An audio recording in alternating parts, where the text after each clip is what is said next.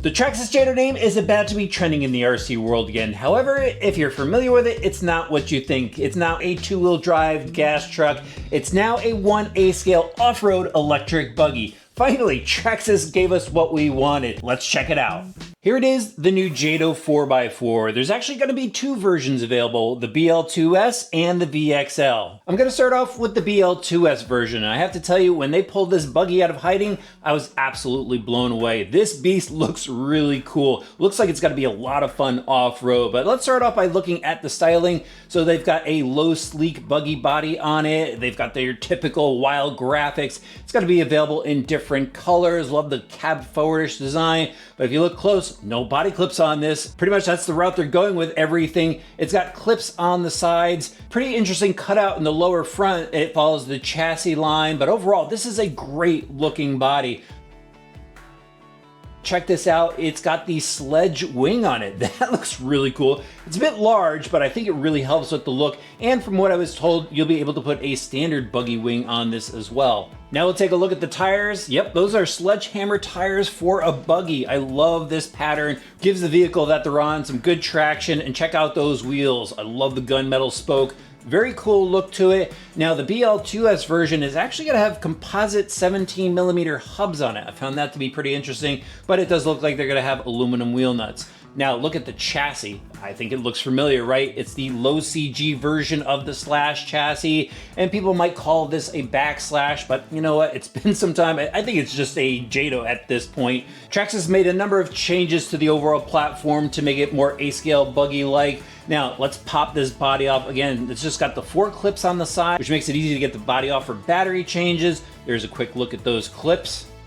Really snaps the body down nice and tight around the chassis.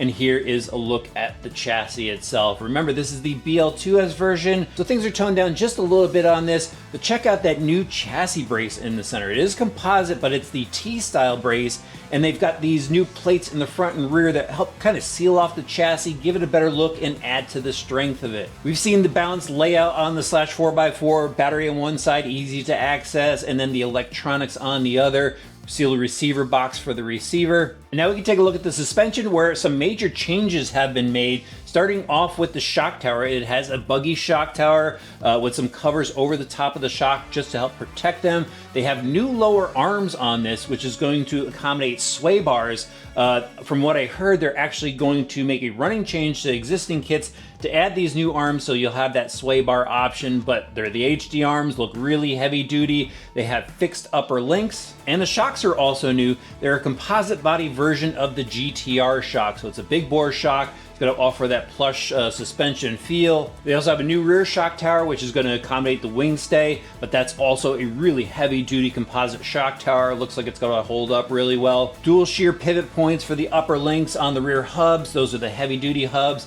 And then let's start talking about the drivetrain. So you notice it's got the heavy duty axles on here. They do have that composite center drive shaft, with this being the BL2S. Also a slipper clutch inside, and your standard gear differentials, metal gears, full ball bearings throughout. It's got the BL2S system in there, your standard TQ radio system, and standard servo up front. Now let's take a look at the VXL version. And bam, here is the VXL version. Look at the wild graphics on the body now. Definitely love the look of it. I believe there's going to be different colors available, but this pink and purple version, pretty sick. The wheels and tires might look familiar. They're a buggy version of the Response tire that we saw on, let's say, the Revos. This is actually a really good tire. Love the look of the dish wheel. Now into some of the changes specific to the VXL platform. You're gonna find aluminum GTR shocks on this model with their tuned springs.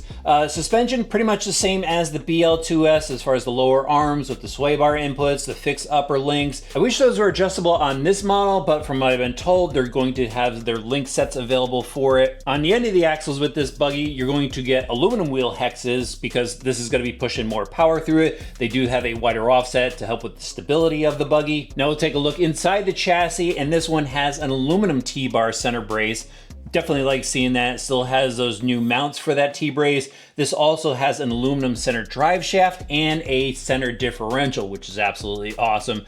Got to be perfect for laying down the power with the new VXL system. It's their 4S system, but they've got a new case in the works. The case you see here is a prototype case. And I think Traxxas did an amazing job giving us a killer looking buggy. I was actually able to get a little bit of drive time in on this at the Nurses show. I drove alongside with Mark Santa Maria. We were demonstrating the abilities of the new cars.